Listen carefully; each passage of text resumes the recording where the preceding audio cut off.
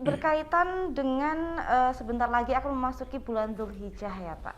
Di mana tanggal 10-nya seluruh umat Islam akan merayakan Idul Adha dengan berkurban. Nah, sebelum ke Pak Sidik, Nana mau ngobrol dulu nih dengan Pak Toharotun. Bapak kan selaku sekretaris MUI ya Pak ya, pengen nih konco-konco Web TV tahu sebenarnya hakikat sesungguhnya dari berkurban di hari Idul Adha itu bagaimana sih Pak?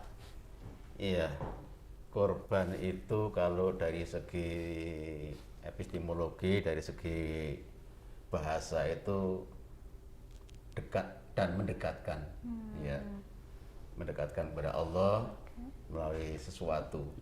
Itu diambil dari bahasa Arab yang berasal dari akar kata koroba yukoribu kurbanan wa kurban.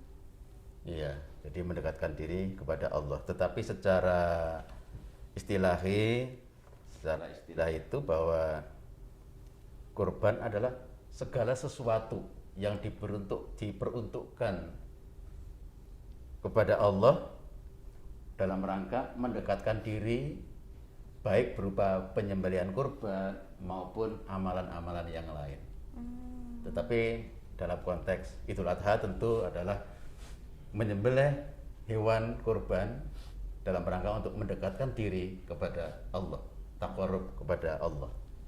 Oke, baik. Jadi bisa dipahami ya bahwa hakikat berkurban di Idul Adha itu tadi sudah dijelaskan oleh Pak Toharotun. Nah, tapi ngomong-ngomong soal Idul Adha dan hewan kurban, belum lama ini kan ditemukan banyak kasus hewan ternak yang terkena penyakit mulut dan kuku atau PMK ya. Nah, Pak Sidik nih, Nana beralih ke Pak Sidik.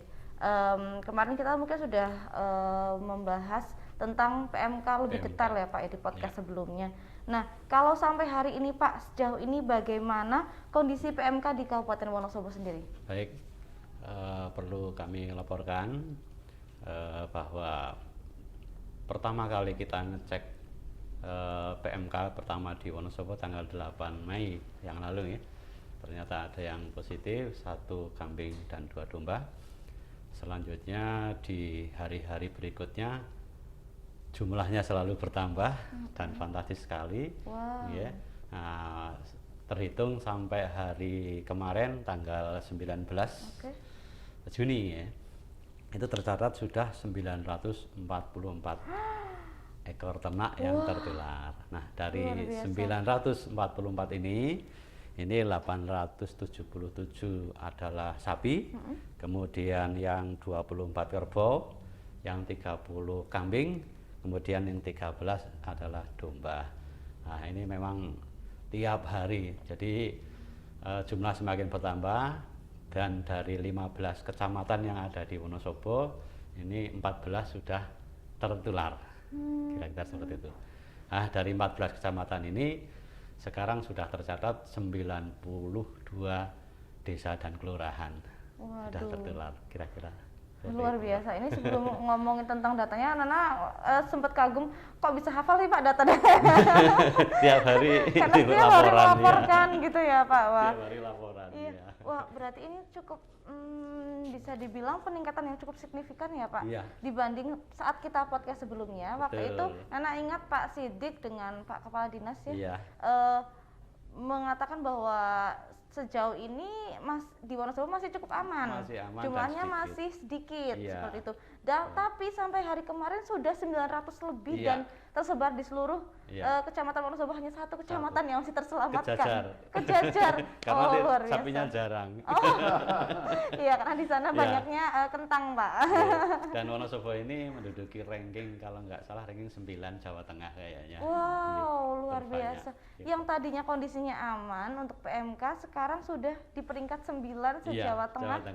Berarti peningkatannya sangat cepat ya Pak? Iya, karena lalu lintas ternak sedemikian cepatnya pergerakan ternak itu seperti itu. Karena ada kebutuhan terutama menjelang Idul Kurban ya. Jadinya seperti itu. Wah, luar biasa ini. Aduh, perlu banget nih adanya podcast ini ya Pak, guna kita mewaspadai sejak dini, Siap. apalagi sudah mendekati Iya. hari Idul Adha. Nah, ini ngomong-ngomong soal jumlahnya yang semakin berkembang, lalu kita harus waspada. Nah, ini meski masih banyak nih atau sebagian mungkin masyarakat yang harus was-was akan adanya PMK ini, kan tetap saja besok saat Idul Adha akan tetap dilaksanakan ibadah kurban ya. Nah, beralih ke Pak Taharotun nih. Sebenarnya apa nih Pak hikmah dari ibadah kurban? Iya, jadi secara filosofi bahwa setiap hukum yang diperintahkan Allah kepada hambanya pasti ada hikmah di balik perintah itu. Dalam hal ini bahwa hikmah disyariatkannya ibadah kurban itu yang pertama adalah untuk membuktikan diri kepada Allah, kecintaan kita kepada Allah sebagaimana yang dicontohkan oleh Nabi Ibrahim, begitu cintanya kepada Allah sehingga beliau mendapatkan penyandang Khalilullah. Jadi Khalilullah itu adalah kecintaan yang sangat dalam. Masya Allah. Jadi cintanya Ibrahim kepada Allah itu sampai ke relung-relung hati, sehingga apapun yang diminta kepada Allah pasti beliau persembahkan. Salah satunya yaitu Berkurban. iya, berkorban. Bahkan anaknya sendiri yang diperintah oleh Allah untuk menyembelihnya, beliau juga laksanakan dengan penuh ketaatan. Ya. Tetapi karena keikhlasan beliau Nabi Ibrahim alaihissalam, maka Allah cukup mengujinya itu, maka kemudian diganti dengan hewan lain yang kemudian menjadi dasar syariat ditetapkannya ibadah kurban. Yang kedua, dengan berkorban itu melatih dan mengasah kepekaan sosial kita kepada orang lain, kemudian memberikan kasih sayang sesama. Maka dalam salah satu hadis disebutkan irhamu man fil ardi, kasihanilah orang-orang yang ada di bumi atau sesama kita. Kasihanilah sesama kita, maka yarhamkum man fis sama, maka kamu akan dikasih akan disayang oleh zat yang ada di langit. Artinya adalah orang yang menyayangi sesama manusia, pasti Allah akan menyayangi dia. Jadi luar biasa. Dan itu adalah sebagai bukti kecintaan kita kepada Allah Subhanahu wa taala. Yang kedua, melatih niat yang benar dalam setiap tindakan, amalan-amalan dan semua amal soleh itu, bahwa dengan berkorban itu agar kita dilatih niat yang benar dengan tulus dan ikhlas, bukan karena yang lain, semata-mata hanya kepada Allah Subhanahu wa taala. Kemudian ibadah kurban itu juga merupakan pesta tahunan atau kegembiraan secara massal. Yang kaya, yang miskin, semuanya itu hari itu bergembira. Oleh karena itu dianjurkan orang-orang yang mampu pada hari itu agar menyembelih kurban. Diberitahukan pada mereka hamba-hamba Allah yang kurang beruntung, sehingga hari itu bersama-sama bergembira dengan pesta makanan-makanan yang lezat. Si miskin dan si kaya sama hari itu bersama-sama bergembira. Dan sekaligus bahwa ibadah kurban itu merupakan syiar Islam, sehingga 10 Zulhijjah kalau tidak nyembelih kelihatannya hampa itu. Makanya dengan ada ibadah kurban itu semuanya itu beraktivitas. Syiar Allah itu nampak sekali. Semua bahagia hari itu dengan menyembelih kurban. Sehingga disitulah salah satu atau beberapa hikmah yang dapat kita rasakan dan dapat kita saksikan setiap tahun itu. Bahkan lebih dari itu, bahwa Idul Adha itu kan merupakan salah satu momentum yang sangat bersejarah bagi umat Islam tentunya. Jadi umat Muslim melaksanakan salat Idul Adha dan menyembelih hewan kurban sebagai simbol ketakwaan kita kepada Allah Subhanahu wa taala. Maka di dalam salah satu ayatnya Allah berfirman, a'udzubillahi minasyaitonirrajim, wa likulli ummatin ja'alna mansakan liyadhkuru rasmallahi ala ma razaqahum min bahimatil an'am. Jadi Allah telah menjadikan umat disyariatkan penyembelihan kurban supaya mereka itu menyebut nama Allah terhadap binatang-binatang ternak yang telah Allah rizkikan kepada mereka. Maka yang disembelih itu tidak sembarangan, bahimatul an'am, harus hewan ternak. Dan itu dijelaskan hanya ternak itu tidak sembarang ternak, sudah ditentukan. Ya, jadi persyaratan hewannya juga ditentukan, jenis hewannya juga ditentukan. Yang secara umum para ulama sepakat kalau di Wonosobo gampang dikenal adalah unta, sapi atau kerbau. Sayangnya yang di Wonosobo unta belum ada ya Pak? Iya. Kambing gitu. Sehingga Kambing, domba. di Wonosobo itu kambing, domba. Jadi makanya ada yang tanya, kalau kurban ayam senilai 3.500.000 boleh enggak? Ada yang mengatakan boleh, tapi ayamnya dijual dulu Buat bukan beli. untuk Belikan membeli domba. kambing. Iya. Kalau yang jelas tidak boleh itu satu Pak, korban perasaan. Iya, iya. Ini sedikit guyon biar Iya, rileks ya Pak ya. Baik. Nah, ternyata hikmah dari berkurban di Idul Adha ini sangat banyak ya Pak ya. Iya. Mulai dari ketaatan kepada Allah, bukti kecintaan kepada Allah, sampai dengan banyak sekali tadi sudah dijelaskan Pak Toharoten. Dan jadi tidak ada alasan nih bahwa adanya PMK menghalangi niat kita untuk beribadah di Idul Adha besok, begitu ya Pak ya. Nah, biar orang-orang Wonosobo nih khususnya, agar Koncowe TV semua tidak terlalu was-was untuk melaksanakan ibadah ibadah Idul Adha besok, khususnya dalam berkurban. Kita pengen tahu nih, bagaimana sih persyaratan teknis hewan yang boleh untuk berkurban, terutama selama masa PMK ini? Mungkin bisa dijawab Pak Sidik dulu. Nanti Ya. untuk Pak Toharoten akan kita tanya tentang syariatnya. Syariatnya, Oke. Enggak. Untuk syarat secara teknis Ya. untuk hewan kurban, yang pertama sehat. Nah, sehat itu bisa kita lihat ya, secara langsung ya. Kira-kira sapi, kerbau, domba, kambing itu pergerakannya lincah, normal. Kemudian bulunya mengkilat, Oke. kemudian matanya bersih, Ya. bersih. Kemudian juga hidung, mulut segala macam juga bersih, tidak ada liur, lendir yang berlebihan. Kemudian juga nafsu makannya baik. Oke. Nah itu dari luar sudah kelihatan seperti itu, berarti sudah sehat seperti itu. Kemudian juga syarat yang lain cukup umur, ya umur. Nah ini karena kambing, sapi dan domba ini tidak punya akte kelahiran, kita bisa akali dengan melihat giginya, Bu.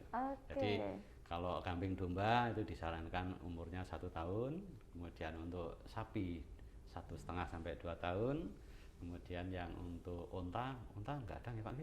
Unta itu 5 tahun katanya seperti itu. Nah, dengan melihat gigi kita bisa melihat umur Bu nggih. Jadi gigi sapi, kambing, domba itu gigi serinya itu hanya ada di bawah, rahang bawah, rahang atas tidak ada. Nah, sebagai patokannya gigi tengahnya itu tanggal sepasang dan diganti gigi yang permanen. Nah ini menunjukkan sapi itu sudah berumur antara 1,5 sampai 2 tahun. Kemudian juga kambing domba sama, jadi gantinya gigi itu mulai dari tengah, kemudian ke samping gitu. Sepasang, 2 pasang, 3 pasang seperti itu. Itu untuk umur. Ya. Kemudian yang lain tidak cacat.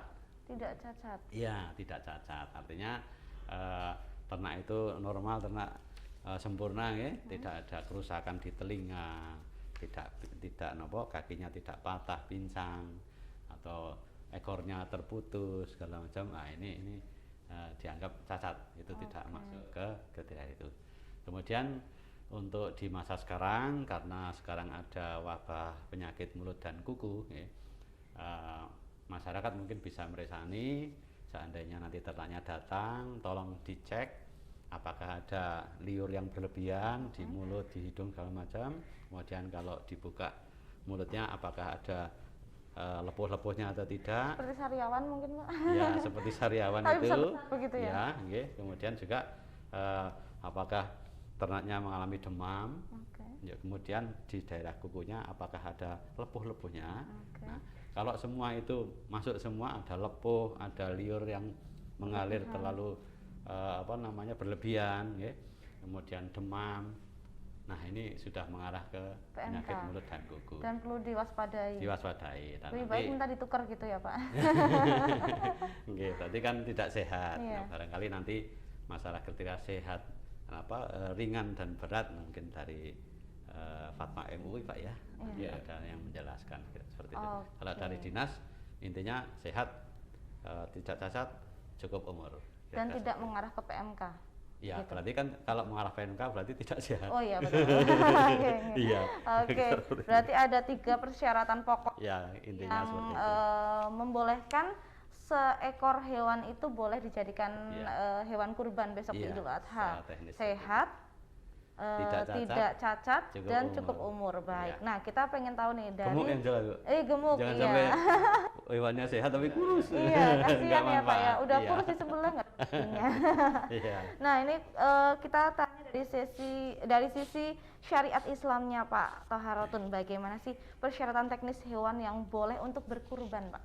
Iya, prinsipnya bahwa Islam itu mensyaratkan bahwa hewan kurban yang disembelih dan dipersembahkan untuk Allah itu harus yang kualitas baik. Oh, yang premium kelas. Premium, ya.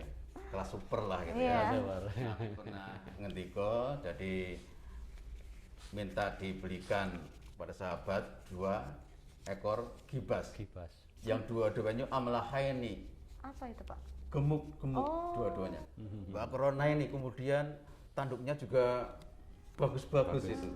Itu menandakan bahwa yang dipersembahkan kepada Allah itu harus memilih yang terbaik yang kita miliki. Baik. Kalau kita punya 10 kambing, harus dipilih yang paling baik untuk dipersembahkan kepada Allah. Jangan sebaliknya, dipilih yang kurus, tidak. Disisakan yang terbaik. Itu pilih yang terbaik. Oke. Nah, tadi secara teknis sudah dijelaskan oleh Pak Siddiq dari segi kesehatan, dari segi macam-macam. Maka dalam konteks itu juga kalau di dalam fikih itu kan disyaratkan ada 4 syarat bahwa hewan itu jangan sampai cacat, tidak boleh ada yang buta, pincang, Iya. terlalu kurus, artinya sampai tidak ada dagingnya. Tidak ada dagingnya. Nah, standar-standar itu yang tahu ya ahlinya, ulil amri, pemerintah dalam ini adalah dinas peternakan itu yang paling tahu tentang standar teknis seperti itu. Oleh karena itu di dalam fatwa MUI nomor 32 tahun 2022 dipersyaratkan tentang hukum dan pedoman penyembelihan hewan kurban saat wabah PMK ini. Nah, jadi tadi disyaratkan oleh Pak Siddiq itu syarat teknisnya seperti itu. Syarat syar'inya juga sebetulnya hampir sama. Maka di dalam fatwa MUI nomor 32 itu dijelaskan bahwa karena ini kita kurban di masa wabah PMK, maka harus ada jalan keluar. Ya, maka dipersyaratkan syarat-syarat tertentu di dalam fatwa itu. Yang pertama bahwa hewan yang terkena PMK, terkena penyakit mulut dan kuku dengan gejala klinis ringan, ya gejala klinis ringan tadi sudah dijelaskan oleh Pak Siddiq, seperti lepuh ringan pada celah kuku, kondisi lesu, kemudian tidak nafsu makan, dan keluar air liur yang berlebihan. Tetapi tidak sampai terlalu parah ya, masih bisa beraktivitas ya, itu. okay. Nah, itu boleh untuk kurban, sah untuk menjadi hewan kurban.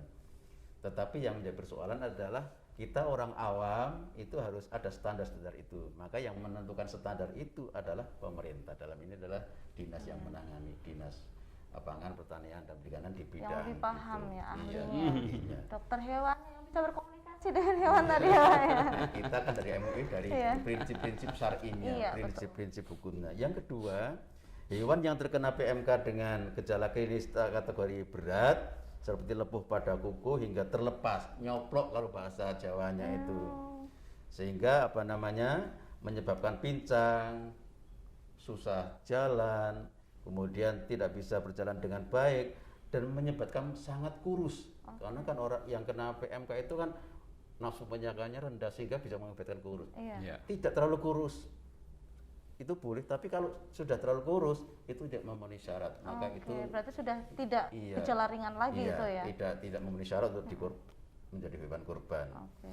Yang ketiga, dalam fatwa itu dijelaskan hewan yang terkena PMK dengan gejala klinis kategori berat dan sembuh dari PMK pada tanggal 10, misalnya hari ini ada yang punya hewan kena PMK sampai minggu depan belum sembuh, tetapi kemudian pada tanggal 10 Zulhijjah hewan itu sembuh, atau pada hari-hari tasyrik tanggal 11, 12, 13 Zulhijjah itu hewan yang kena PMK itu sembuh, maka hari-hari itu bisa dijadikan hewan kurban. Sehingga masih ada ikhtiar, kalau hari ini hewan masih sakit masih bisa diobati, diatasi, tentu dengan ilmu-ilmu kesehatan hewan itu. Sehingga Islam itu membuka satu ketentuan hukum yang sangat luas, sehingga dalam kondisi apapun Islam bisa menjawab tantangan-tantangan yang muncul di masyarakat, termasuk yaitu hari ini masih sakit hewannya, tapi tiba-tiba tanggal 10 Zulhijjah sembuh, sehat, maka itu boleh untuk disembelih, dikorbankan. Yang keempat, hewan yang terkena PMK dengan gejala klinis kategori berat. Itu sudah. Kemudian ini ada satu hal yang kemudian ini kadang-kadang menjadi pertanyaan di masyarakat, pelubangan pada telinga hewan dengan AirTag atau pemberian cap pada tubuhnya sebagai tanda hewan itu sudah divaksin atau sebagai identitasnya tidak menghalangi keabsahan. Karena itu cacat bukan cacat bawaan, tapi hanya untuk identitas. Misalnya kan di sini kalau seperti di AirTag. Seperti kalau kita dikasih suweng gitu kalau dirubah sedikit sebagai tanda bahwa hewan itu sudah memenuhi persyaratan dari standar-standar kesehatan hewan, maka itu boleh. Yang tidak boleh itu rusak karena penyakit itu. Jadi kalau cacat. Kalau sekedar untuk tanda sebagai identitas juga tidak mengapa. Berarti ada ketentuan-ketentuan khusus di mana hewan kurban itu boleh untuk hewan ternak itu boleh untuk berkurban ataupun tidak, tergantung dari kondisi yang tadi sudah dijelaskan sesuai fatwa MUI begitu ya Pak. Mulai dari kondisi gejalanya seperti apa sampai dengan kalau yang tadi sering muncul pertanyaan kalau ditindik itu boleh tidak, seperti itu untuk nyontek itu berarti boleh, kecuali kalau cacat bawaan atau cacat karena penyakit berarti tidak boleh begitu ya Pak. Oke, baik, bisa dipahami ya Konco Web TV. Nah, ini kan berarti kan kalau kita berbicara tentang boleh dan tidak bolehnya untuk berkurban juga tergantung dari para pedagangnya nih Pak, para pedagang ataupun pengusaha hewan ternak nih. Nah, sejauh ini Pak Sidik, bagaimana penjualan hewan kurban di Wonosobo khususnya terhadap banyaknya penyakit PMK? Apakah ada grafik penurunan yang signifikan? Iya. Wow. Jadi masyarakat sudah sudah khawatir dulu ya Pak mau beli ya, makanya jarang mau beli gitu. Jadi gini, dengan merebaknya wabah PMK ini, jual beli ternak di pasar itu sangat-sangat berisiko. Di mana tingkat penularannya sangat tinggi sekali di pasar hewan. Nah, beberapa waktu yang lalu, sekitar mulai 3 minggu yang lalu pas sempat saya saya mengajukan usulan untuk supaya Perindak menutup pasar hewan kita yang ada di Wonosobo, ada 9 untuk sementara ditutup selama 2 minggu. Nah, ini sudah mulai buka lagi, tapi syaratnya memang setiap ternak yang masuk ke pasar itu harus sehat. Di mana setiap ternak yang masuk ke pasar masih di atas mobil, langsung petugas secara proaktif meriksa dulu. Kalau ternak-ternak itu ternyata ada indikasi sakit, terutama yang penyakit mulut dan kuku, ini ternak tidak boleh turun dari kendaraan, langsung diputar balik kembali lagi ke lokasi. Oh. Nah, ini wow. seperti itu. Jadi kalau masuk harus sehat dulu, baru yang sakit-sakit nggak boleh masuk. Nah, alhasil kemarin kita ada 2 manis saya pantau di Pasar Hewan Wonolelo. Itu yang masuk hanya sekitar 2 ekor. Terakhir kemarin 8 ekor masuk pasar. Karena memang pedagang yang sudah terkena memang punya kesadaran yang sangat tinggi untuk membawa ternak yang sakit datang ke pasar. Itu sudah punya kesadaran sendiri untuk mencegah penularan penyakit di pasar hewan. Kemudian juga di lapak-lapak di pinggir jalan sekarang juga agak menurun, ya kan? Karena memang risiko. Jadi karena masa inkubasinya 2 sampai 2 minggu ya. Nah, ini sangat berisiko memang kalau di jalan mendagangkan dagangan di pinggir jalan, staminanya turun, kemudian juga PMK ini kan bisa menular lewat angin udara, jadinya sangat-sangat berisiko. Dan yang Nana garis bawahi barusan adalah para pedagang ataupun para pengusaha ternak ini, para peternaknya ataupun pedagangnya sangat menyadari Pak ya akan bahaya ataupun resiko dari adanya PMK ini. Jadi mereka yang justru malah sudah seperti memfilter begitu ya Pak ya. Betul, sudah memfilter hewan mana yang boleh untuk dijual belikan masuk ke pasar hewan, hewan mana yang harusnya disterilisasi dulu begitu ya Pak. Disembuhkan dulu. Wah, keren nih para pedagang ternak ataupun para peternaknya, luar biasa, applause dulu nih. Nah, kalau berkaitan dengan jual beli tersebut, apakah selain penurunan jumlahnya Pak dalam jual beli hewan ternak, apakah ada juga peningkatan harganya Pak? Sejauh ini belum harga tidak stabil memang. Harga tidak stabil. Jadi kita belum bisa pantau ininya ya. Biasanya kalau hari biasa sebelum adanya PMK ini setiap hari naik terus harganya. Apalagi mendekati Idul Adha biasanya melonjak naik Pak. Terus gitu. Nah, ini harganya jadi nggak karu-karuan, nggak stabil. Naik turun begitu. Dan Wonosobo memang jumlah ternaknya yang ada di Wonosobo sendiri sapi hanya 23.000. Ya. Dan ini kan ada sapi betina, sapi anak, segala macam. Jadi sebenarnya tiap Idul Kurban itu ini Wonosobo butuh pasokan dari daerah luar. Yang terjadi ke tahun-tahun yang lalu, Jawa Timur masuk Wonosobo. Ya, apalagi kemarin Jawa Timur yang pertama kali ditemukan PMK nah ya Pak.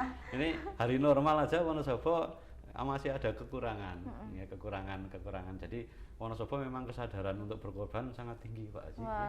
Jadi setiap tahun di atas 2.000 ekor. Itu sudah pasti sapinya. Kemudian kambing dombanya mungkin 4.000 5.000 ekor.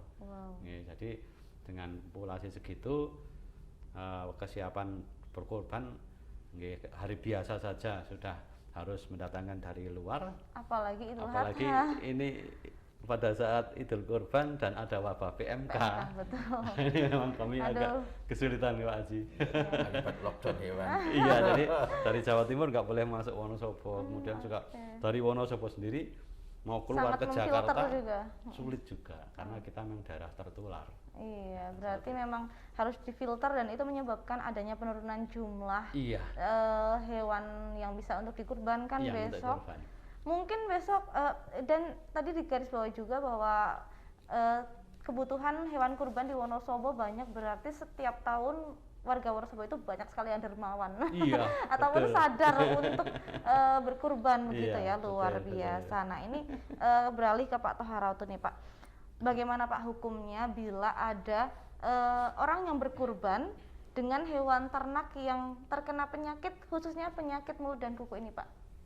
Ya, tadi di fatwa MUI sudah dijelaskan kalau sakitnya itu kategori klinis ringan. Tidak sampai pincang, tapi juga masih ada dagingnya, tidak terlalu kurus, itu boleh. Tetapi kalau sudah sampai pincang yang parah, itu tidak boleh. Tetap berkurban apa jadinya Pak kira-kira? Ya kurban itu kan kita persembahkan kepada Allah. Maka dipersyaratkan sesuatu yang baik. Maka ya etikanya itu kalau untuk Allah ya yang Iya. baik. Kalau sesuatu yang tidak baik tentu tidak etis kan. Makanya syariat tidak membolehkan itu. Iya. Iya. Oke. Jadinya sedekah Pak Haji. Iya. Wah, begitu ternyata. Jadi persembahan yang terbaik kepada Allah, termasuk hewan kurban juga dipilih yang terbaik. Yang terbaik. Jangan karena adanya yang sakit, ya udah yang sakit aja dikorbankan gitu, jangan ya Pak ya. Ya, itu perilaku orang-orang baik seperti itu. Oke. Makanya pilih yang paling jelek, yang kira-kira sudah nggak laku mungkin. Jangan dicobakan. Aduh, Iya, jangan kan? ya. Nah itu yang tidak boleh terjadi itu. Maka Oke. kita menghibur masyarakat pilih yang paling baik. Yang terbaik. betul, betul. Nah ya, ini masyarakat Wonosobo yang sudah mau merencanakan untuk berkurban, jadi langsung mulai memilih-milih nih Pak. Kira-kira mana nih hewan terbaik yang bisa saya persembahkan kepada Allah begitu ya? Iya. Oke, nah Pak Sidik, untuk upaya yang dilakukan Pemkab nih kepada para pedagang maupun masyarakat agar tidak sembarangan dalam jual beli hewan kurban yang khususnya yang diindikasi terkena penyakit PMK apa saja Pak? Ya, kita menghimbau untuk seluruh pedagang ini seandainya membawa ternaknya ke pasar, silahkan dibawa ke pasar tapi yang sehat. Oke. Yang sehat. Jadi kalau sampai membawa yang sakit itu berarti sama dengan menularkan Iya, yang betul. lain, kasihan yang lain. Kasihan yang lain juga ya. Kemudian seandainya nanti ada pedagang yang memasang lapak di pinggir jalan, mohon nanti menginformasikan ke dinas. Kemudian juga disarankan juga untuk yang sehat-sehat saja yang dibawa. Kemudian di dalam lapak itu tolong disiapkan juga kandang karantina. Seandainya nanti ada yang sakit segera dipisah dan ditempatkan di karantina. Kemudian juga pedagang juga menyiapkan peralatan desinfeksi secara berkala, nanti lingkungan segala macam disemprot desinfektan ini untuk mencegah adanya penularan penyakit di lokasi penjualan. Oke, nah kalau untuk masyarakat Wonosobo Pak yang mungkin belum terlalu paham nih, kira-kira apa yang akan dilakukan Pemkab untuk mengedukasi masyarakat Wonosobo? Memang dari pusat ini sudah ada surat edaran Menteri kalau nggak salah nomor 3 tahun 2022. Ini isinya tentang pedoman pelaksanaan penyembelihan di luar rumah potong hewan. Nah, dalam hal ini mungkin dalam kondisi PMK ini menyangkut penanganan hewan yang terkena PMK itu tadi. Kemudian di level provinsi juga sudah ada SOP-nya. Kemudian di level kabupaten kita sudah membuat juga untuk SOP penanganan hewan kurban di masa wabah PMK ini. Oke, berarti ada pedoman-pedoman khusus Ada, yang iya. bisa masyarakat Siap, ikuti iya. dalam rencananya untuk berkurban. Iya. Di pakai ini begitu Iya. ya, Pak. Baik. Pedomannya nanti bisa dijelaskan sedikit mungkin atau bisa juga dicari di mana begitu ya, Pak. Iya, Tapi nanti. sebelum ke situ, Nana mau kembali ke Pak Toharoto nih Pak. Untuk tadi kan sudah proses jual belinya. Iya. Nah kalau untuk proses penyembelihannya sendiri Pak, di syariat Islam bagaimana Pak? Seharusnya proses penyembelihan hewan kurban yang sesuai syariat Islam. Baik, jadi di dalam salah satu hadis dijelaskan Allah berfirman lewat Nabi, dalam hadis itu dijelaskan innallaha katabal ihsan. Allah itu mewajibkan berbuat baik. Tentang apa? Ala kulli syai'in, terhadap segala sesuatu. Dalam konteks menyembelih, Nabi ngendika, idza dabaqtum fa asinul dzibhata. Kalau kau mau menyembelih hewan, sembelih dengan cara yang baik. Bagaimana menyembelih yang baik? Pertama kata Nabi, falyuhadda safaratahu. Pertama tajamkan pisaunya. Harus menggunakan pisau yang tajam karena itu untuk mengurangi rasa kesakitannya hewan. Yang kedua, falyurih dzabihatahu. Kemudian gembirakan hewan-hewan yang akan disembelih itu, artinya disejahterakan, jangan sampai ada penyiksaan, tidak boleh dengan kekerasan, maka menyembelih itu dengan hati, dengan penuh kasih sayang. Maka kalau kita menyembelih dengan penuh kasih sayang itu menjadi amal baik, ihsan. Itu yang namanya ihsan, berbuat baik pada hewan. Nah, dengan ihsan itu maka nanti akan menghasilkan daging yang halal dan thayyib. Thayyib. Ya.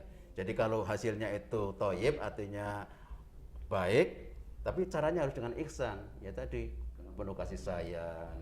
Makanya Dan ini satu hal yang penting, beberapa yang terkait dengan penyembelih. Jadi pengertian menyembelih di masyarakat itu masih macam-macam. Ada yang mengatakan apa yang namanya menyembelih? Menyembelih itu ya mematikan hewan atau membunuh asal mati. Nah, padahal di dalam fikih dijelaskan bahwa yang namanya menyembelih adalah mematikan hewan yang hidup. Sehingga hewan yang sudah mati tidak boleh disembelih. Oh iya betul. Iya. Makanya kadang-kadang ada apa? Ayam mati, ayam tiren. Mati kemarin baru disembelih sekarang. Jangankan kemarin, baru saja mati, itu sudah 1 detik pun sudah tidak boleh. Maka harus ada hewan yang masih hidup. Kemudian dengan kaifiyah syariah, dengan cara-cara hukum Islam. Kemudian menyembelih itu apa? Memotong bagian leher, bukan motong lehernya. Iya, bagian Tidak sampai leher. putus. Iya boleh. Iya, makanya kalau sampai putus, meskipun para ahli fikih mengatakan itu makruh, tapi dari segi teknologi kesehatan jelek sekali. Karena apa? Kalau menyembelih sampai putus lehernya itu terputus antara apa namanya otak dengan Jantung. iya, tulang belakang dengan jantung tidak ada perintah, sehingga darah yang harusnya keluar, darah kotor yang harus keluar, maka tidak boleh keluar, tidak bisa keluar. Jadi syariat Islam juga dibuat dengan berdasarkan kesehatan itu. Iya. Iya. Iya, meskipun makruh itu tidak disukai, tetapi bahaya. Maka kita pilih yang terbaik. Maka ya itu nyembelih itu adalah memotong bagian leher. Apa yang dipotong? Ada 4. Yang pertama adalah hulqum, artinya itu adalah apa namanya saluran nafas. Kemudian mari, saluran darah, pencernaan. Kemudian ada wadijaini ini. Wadijaini itu adalah pembuluh darah yang ada di kanan kiri. Meskipun para ulama ada yang mengatakan yang penting hulqum dan mari putus. Artinya apa namanya jalan darah dan nafas itu putus. Tapi dari segi teknologi Nabi memberikan yang terbaik. Harus putus juga wadijaini, 2 pembuluh darah yang ada di kanan kiri. Dan kita sudah meneliti di beberapa tempat, bahkan beberapa pengusaha hewan sudah paham, para pengusaha potong ayam. Jadi kalau yang putus hanya mari dan hulqumnya, dagingnya kurang bagus. Tapi kalau wadijaini, kemudian pembuluh darah kanan kiri putus, itu akan bersih kepala. Jadi kalau di sini tidak sampai putus pun, di sini ada ini warnanya biru-biru, karena ada darah yang tidak keluar. Begitu juga kalau yang pembuluh darah sebelah kiri ini tidak putus, juga di sini kurang baik. Baik di ayam, kambing maupun sapi sama saja. Sehingga kami MUI Wonosobo bersama pemerintah dalam bidang peternakan sudah punya kesepakatan harus standar yang terbaik. Sehingga tidak hanya hulqum dan mari yang putus, tapi wadijaini, pembuluh darah itu juga harus putus supaya menghasilkan daging yang berkualitas tinggi. Kualitas tinggi berarti itu daging yang enak, dimakan enak. Bahkan kalau kita amati tidak amis itu karena yang kotor-kotor sudah keluar. Ya, jadi kita tidak hanya yang penting sastra fikih, iya, tapi harus ada yang thayyib. Jadi kalau mari dan hulqum kurang thayyib itu. Tapi kalau wadijaini itu sampai sempurna, itu kita akan menghasilkan daging yang sempurna. Halalan thayyiban itu. Jadi enak dimakan, dipandang juga baik. Dilihat aja ketoro itu. Nampak sekali yang penyembelihannya sempurna. Kualitasnya. Iya, oleh karena itu yang dipersyaratkan itu harus hewan yang hidup, yang dipotong itu adalah tadi hulqum, mari, wadijaini, 2 pembuluh darah itu. Nah, pengertian hidup itu juga di dalam fikih dibahas secara detail. Karena kehidupan hewan itu menjadi syarat sahnya hewan disembelih. Kalau sudah tidak hidup, tidak boleh. Maka di sini ada namanya apa namanya? Kehidupan yang tetap. Yaitu adalah hayatun mustaqirah. Artinya kalau tidak diapa-apakan, hewan itu tetap hidup. Tapi ada ini kehidupan yang darurat. Misalnya apa namanya? Ada hewan ketabrak mobil. Itu dia nggak disembelih pun dia mati. Maka kalau Imam Syafi'i mengatakan itu sudah tidak boleh disembelih karena tidak sembelih pun masih mati. Tapi Imam Malik mengatakan sepanjang masih ada kehidupan di hewan itu boleh. Artinya kalau baru ditabrak, lampak kemudian disembelih itu boleh. Ya, itu beda. Ya, itu lengkap sekali. Nah, itulah makanya sangat kaya sekali di dalam fikih Islam itu tentang masalah dzabihah atau masalah penyembelihan itu. Nah, sekali lagi kami bersama pemerintah Kabupaten Wonosobo sudah beberapa tahun terakhir ini kita memang menggunakan standar pelatihan yang kita ajarkan kepada masyarakat pun standar yang sempurna. Iya. Harus itu hulkum marik badijaini. Iya, itu. Tidak asal, tidak Iya, sembarangan. iya. Iya. Dan di samping persyaratan itu, maka kita ada etika di dalam menyembelih, Mbak. Baik. Jadi kita tambahkan sedikit masalah Ya. ini penting banget ini. Jadi bagaimana menyembelih hewan itu teknisnya adalah hewan direbahkan dengan cara penuh kasih sayang. Merobohkannya pun harus dengan hati. Maka tidak boleh sampai hewan itu sampai Ditendang ditendang, misalkan. tidak boleh, tidak ada penyiksaan. Maka ada teknologi merobohkan. Nanti Pak Sidik nanti akan menambahkan bagaimana merobohkan yang baik itu Iya. kan. Yang kemudian juga disyariatkan, disunahkan menghadap kiblat itu, sunahnya seperti itu. Kemudian membaca basmalah. Meskipun membaca basmalah pun ini ada perdebatan di kalangan para ulama. Ada yang mengatakan bismillah itu bukan syarat sahnya, tapi itu adalah etika karena hewan itu milik Allah, kita akan menyembelih minta izin kepada yang punya. Iya. Tetapi persyaratan kami tetap dipersyaratkan membaca basmalah. Itu untuk sempurnanya. Ya. Sehingga kita menghindari debat-debat yang tidak bermanfaat, tapi kita mengambil standar-standar yang paling baik di dalam Islam itu. Kemudian posisi memegang pisau pun itu penting karena untuk menyembelih yang sempurna itu butuh power. Ini ahlinya Pak Sidik nanti. Beliau itu kalau menyembelih sapi hanya satu lintasan sudah putus empat saraf yang dipersyaratkan itu. Karena beliau memang pakarnya, pakar penyembelih. Luar biasa beliau itu.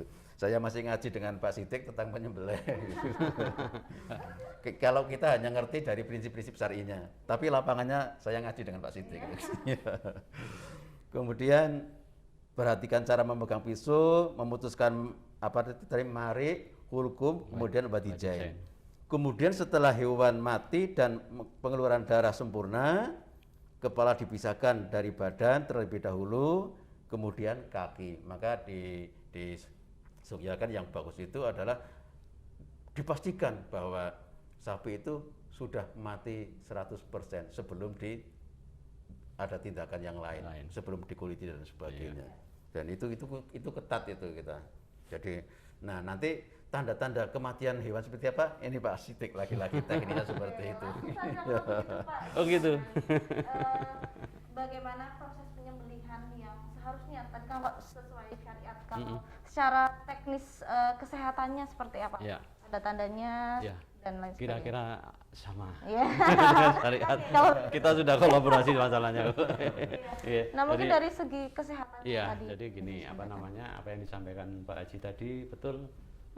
Memang ada yang menyatakan cukup saluran nafas dan pencernaan, tapi kami untuk sempurnanya, bagi saya kami sempurna bahasa kami itu pembuluh darah harus terpotong karena apa?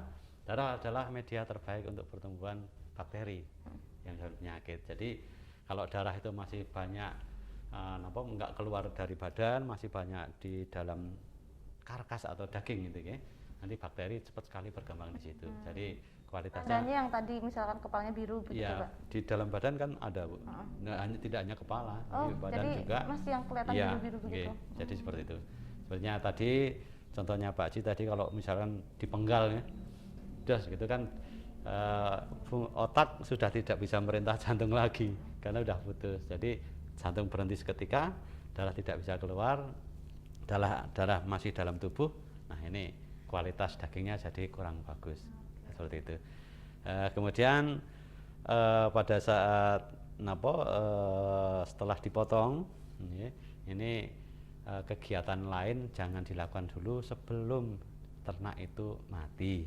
Nah, tanda-tandanya, tanda-tandanya ada 3 yang perlu kita pegang. Yang pertama adalah refleks mata, Bu. Refleks mata. Jadi mata kita sentuh dengan tangan. Kalau sudah tidak ada refleks mata, ini salah satu tanda-tandanya. Kemudian yang kedua, gerakan nafas sudah berhenti, hembusan nafasnya sudah berhenti. Yang ketiga, darah sudah tidak memancar dari luka itu. Artinya menunjukkan bahwa kerja jantung sudah berhenti. Jadi ada 3 tanda-tanda itu. Ya. Nah, kalau misalkan ada kasus hewannya masih seperti misalkan bagian mananya berdetak begitu, itu berarti masih hidup atau gimana Pak? Mati secara medis itu mati secara otak ya. Jadi kenapa itu tadi mata disentuh sudah tidak ada refleks, gerakan nafas atau hembusan nafas sudah berhenti, kemudian darah tidak memancar keluar, artinya posisi kerja jantung sudah terhenti. Oke, Itu nah aja. satu lagi berarti yang belum terjawab. Bagaimana cara merobohkan hewan tadinya? Waduh, ini butuh waktu panjang ini. Oke. Sekilas. Memang banyak sekali ada teknik-teknik untuk merobohkan, ada teknik barley, ada teknik rope, kemudian juga ada modifikasi dari itu. Kemudian yang sekarang modern juga banyak lewat killing box yang hidrolik itu bisa masuk ke itu, kemudian diputer pakai hidrolik, dipotong. Nah, banyak sekali. Kemudian juga ada stunning, jadi dipinsankan dulu di kepala itu, pinsan baru dipotong. Macam-macam sekali. Jadi Dan tidak ada penyiksaan gitu ya Pak? tidak ada, Harus ya. hewannya Nggih. ditarik ke sana, ditekan Ya. gitu ya. Tapi yang terbaik adalah sesuai dengan syariat Islam. Makanya diatur juga di dalam MUI itu, jadi stunning itu diatur maksimal Iya. 1 menit. 1 menit. Jadi mulai dipingsankan sampai dieksekusi 1 menit. Kalau lebih Karena dari itu bisa sadar lagi. Bisa sadar lagi. Bisa lagi, bisa mati belum sembelih. Kalau terlalu ini, jadi Iya. bahaya. Maka diatur maksimal 1 menit, 1 mulai pemingsanan sampai eksekusi penyembelihan itu. Iya. Baik. Nah Pak, kalau untuk cara memperlakukan hewan kurban yang ihsan seperti apa Pak? Kan tadi disebutkan dibahagiakan dulu. Nah mungkin boleh diberikan contohnya. Iya, yaitu mulai dari memegang hewannya. Kalau ayam itu mulai dari ini, kalau kambing, sapi mulai dari cara merobohkan. Pokoknya dari tindakan awal itu harus dengan hati, tidak boleh gerusa-gerusu, tidak boleh kekerasan. Makanya hindari perlakuan kasar dan menyakitkan. Hindari itu 2 hal itu. Karena apa? Itu bisa menimbulkan stres. Iya, kalau dengan kasar itu stres. Kalau stres itu hewan malah bisa ngamuk, itu membahayakan. Iya. Yang mungkin itu juga yang terjadi kalau hewannya kabur lari. Iya. Itu karena kurang kasih sayang itu. Kurang kasih sayang. Itu kurang kasih sayang. Berarti Kurang penuh dengan kasih sayang. ya, Iya. kurang perlakuannya kurang keserawan. Iya. Kesetaraan hewan. Iya. Iya. Kesetaraan hewan. Makanya dalam hadis dijelaskan fal yurih dabihatahu. Gembirakan hewan yang akan sebelah itu. Jangan sampai ada rasa ketakutan. Nah itu butuh teknologi. Maka kolaborasi antara syariat dengan teknologi kita padukan menjadi menu pelatihan kepada masyarakat. Dan insya Allah nanti tanggal 22 kami bersama pemerintah dalam ini adalah bidang peternakan juga akan menyelenggarakan bimbingan teknis juru sembelih halal. Nah, Juleha. Iya, itu tanggal 22 di Gedung Persaudaraan Haji Wonosobo di Mendola sana. Nanti kalau Web TV mau meliput alhamdulillah gitu di sana. Iya. Kita belajar bareng di sana. Iya, insya Allah nanti. Nah, ini ngomong soal juleha nih ya, atau juru sembelih halal. Apa nih Pak yang seharusnya dilakukan oleh panitia kurban dalam melaksanakan pemotongan hewan? Mungkin bisa dijawab dari segi Siap. kebijakan. Iya. Ya, kalau teknik ya harus mengikuti seperti tadi, syariat Islam sudah jelas, kemudian teknik-teknik yang lain jelas. Kemudian kami hanya menambahkan ini situasinya sedang ada wabah PMK, nggih. Ini panitia pemotongan hewan kurban itu paling tidak harus menyiapkan beberapa peralatan atau sapras. Yang pertama untuk kegiatan desinfeksi. Jadi diupayakan di tempat pemotongan itu ada peralatan desinfeksi, kemudian juga ada kandang penampungan dan ada kandang karantina. Okay. Jadi setiap ternak yang dikirim masuk ke lokasi, setelah ternaknya turun, mobilnya segera didesinfeksi, disemprot desinfektan. Okay. Kemudian setelah mau pulang juga kondisi mobil harus steril. Dan setiap panitia yang membawa kendaraan itu keluar dari lokasi itu juga harus disterilkan untuk desinfeksi. Itu tujuannya untuk mencegah penularan penyakit mulut kuku di sekitar lokasi pemotongan. Kemudian kandang penampungan, kandang karantina apa? Barangkali di antara ternak korban ada yang terkena penyakit itu segera dikarantina, kemudian diperlakukan khusus. Oke. Kemudian pada saat terpaksa misalkan seandainya ada yang dipotong untuk menderita penyakit mulut dan kuku seperti kriteria sedang tadi ataupun kemudian barangkali pada saat datang belum sakit, pas mau potong sudah sakit, nah itu ada perlakuan khusus. Kita cek dulu daerah mulut segala macam, kalau ada perubahan segera afkir ataupun diperlakukan khusus dengan cara direbus. Jadi kepala, kemudian kaki itu kalau misalkan ada yang merasa wah kok agak jijik, agak nganuki karena luka-lukanya, silahkan. Kalau mau diafkir silahkan. Kalau masih sayang segala macam, ini dipotong yang jelek-jelek. Tapi ini kepala dan kaki harus mengalami harus dilakukan direbus. Ya. Sebelum dicuci ya. Iya, jadi jangan dicuci dulu, tapi direbus. Kemudian untuk daging ini jangan dicuci, karena apa? Kalau dicuci, ini airnya kemana-mana Bu. Di dalam air sendiri kan tahan sampai berhari-hari, sampai 50 hari lebih bisa tahan. Nah ini sebaiknya daging ini pada saat motong kondisinya bersih, jangan banyak debu, jangan campur dengan tanah. Kondisinya bersih, artinya apa? Setelah itu langsung direbus atau dimasak. Kalau misalkan kotor gimana? Kotor, ya terpaksa direbus dulu baru dicuci. Dengan dicuci, iya dicuci itu virusnya mati. Dengan dicuci virus mati, insya Allah tidak menular kemana-mana. Intinya kita mencegah penularan pasca pemotongan hewan di tempat kurban. Berarti ada beberapa tambahan yang mungkin di Idul Adha sebelumnya itu tidak ada. Tidak ada. Tahun ini harus terpaksa diadakan. Terpaksa diadakan. Seperti tadi kandang-kandang yang dipisahkan karantina. Yang mungkin dicurigai di PMK. Terus juga berarti ada petugas desinfektan. Memastikan sterilnya. Baik kendaraan pribadi maupun kendaraan hewannya. Selain itu juga perlakuan khususnya tadi tersebut ya Pak ya. Iya. Dan itu tidak hanya berlaku pada para panitianya tapi masyarakat umum juga. Besok lebih baik dagingnya begitu datang langsung direbus dulu saja. Langsung dimasak nggak apa-apa kalau bersih. Kok sebenarnya daging itu kan tidak perlu dicuci. Manakala pemotongannya bersih, higienis segala macam, langsung dimasak. Itu lebih enak, ya kan? Nah, tapi kalau misalkan motongnya di tanah segala macam kotor, nah ini gimana? Nah, sebelum dicuci direbus dulu. Kuncinya adalah rebus dulu. Kalau misalkan tidak perlu dicuci berarti langsung dimasak.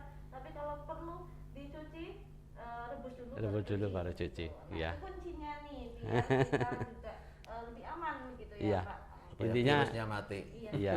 Intinya jangan dicuci dulu. Tapi direbus dulu. Oke. Nah, Pak Toharotun dan juga Pak Siddiq, ini ternyata sudah hampir habis nih waktu kita. Padahal masih banyak nih yang pengen ditanyakan. Ya, berarti terakhir pesan aja nih Pak. Pesan kepada masyarakat dalam rangka ibadah kurban Idul Adha di tengah masa PMK dari Pak Toharotun dulu monggo Pak. Iya, kepada masyarakat, para pekurban atau sahibul kurban, para panitia dan petugas-petugas penyembelihan yang lain, hendaklah menyembelih harus memperhatikan aspek ihsan tadi, berbuat baik kepada hewan. Kemudian perhatikan juga higien sanitasi. Higien itu adalah kebersihan manusianya, para petugas-petugasnya, kemudian juga lingkungannya itu harus sehat. Jadi ihsan, higien, sanitasi secara teknologi itu yang penting agar menghasilkan daging yang halalan, thayyiban. Bisa kira itu. Harus memperhatikan semua syariat Islam. Iya. Ya, halal dan thayyib. Oke, dari Pak Siddiq Pak, pesan masyarakat khususnya di tengah masa PMK ini Pak. Di tengah wabah PMK ini kami berpesan jangan panik, jangan takut untuk berkorban. Perlu diingat bahwa penyakit mulut dan kuku ini tidak bersifat zoonosis, tidak menular ke manusia. Hanya kalau dijumpai di dalam pemotongan nanti ada yang mengalami kasus penyakit PMK di ternak kurbannya itu mohon diperlakukan dengan khusus, artinya disiapkan tempat perebusan untuk kepala dan kakinya, ataupun misalkan kalau terpaksa kurang berkenan silahkan untuk diafkir. Karena apa? Kalau sudah kondisinya menjijikkan Pak, hukumnya jadi haram atau gimana Pak Haji? Jadi intinya jangan takut, karena penyakit ini adalah penyakit yang tidak zoonosis. Mungkin itu. Baik, jadi tidak menular ke manusia, tapi lebih baik diperlakukan khusus dengan datang langsung direbus lagi. Iya, betul. Baik. Nah, Pak, ini terakhir nih, tadi yang sempat Nana tanyakan untuk masyarakat umum nih yang akan berkorban mungkin atau mungkin akan membeli hewan daging ternak, di mana mereka bisa tahu pedoman untuk tanda-tanda agar tidak membeli yang terkena PMK begitu. Apakah ada Instagramnya mungkin, atau bisa konsultasi dan lain sebagainya? Iya, silakan bisa konsultasi ataupun menghubungi. Kami sudah punya petugas-tugas di kecamatan-kecamatan, ataupun kalau mau ke dinas silahkan. Posko. Kalau iya di posko URC, kalau yang di kecamatan kita sudah ada list anunya Bu, nanti bisa Boleh disampaikan. tunjukkan ke jadi ini adalah ini yang bisa dihubungi, yang bisa dihubungi untuk konsultasi untuk hewan. terkait hewan kurban ataupun penyakit PMK. Baik, luar biasa. Baik, bisa dilihat sudah. Mantap. Mungkin nanti konco-konco Web TV yang masih punya pertanyaan bisa menghubungi nomor tersebut, dan sayang sekali karena waktu kita terbatas, jadi kita cukupkan dulu Pak podcast kali ini. Semoga kita bisa berjumpa lagi di lain kesempatan. Amin. Dan semoga perbincangan kita kali ini bermanfaat bagi seluruh masyarakat, seluruh konco Web TV, khususnya dalam menyambut semaraknya Idul Adha tahun 2022. Dan kita doakan semoga perayaan Idul Adha tahun ini dapat berjalan dengan lancar, sehat, aman, dan halal dan thayyib tadi. Amin ya rabbal alamin. Terima kasih Pak Thaharotun dan terima kasih Pak Siti. Jangan bosan untuk datang ke studio Web TV. Besok mungkin boleh ngobrol, ngajak hewan yang sering diajak ngobrol ke sini. Terima kasih juga Kak Web TV selalu hadir di podcast Ruang Publik Web TV bersama Radio Pesona FM. Terus saksikan dan simak melalui live streaming YouTube Web TV dan juga Radio Pesona FM, karena masih banyak tema-tema lain yang akan dihadirkan dalam Ruang Publik Web TV. Terima kasih dan sampai jumpa.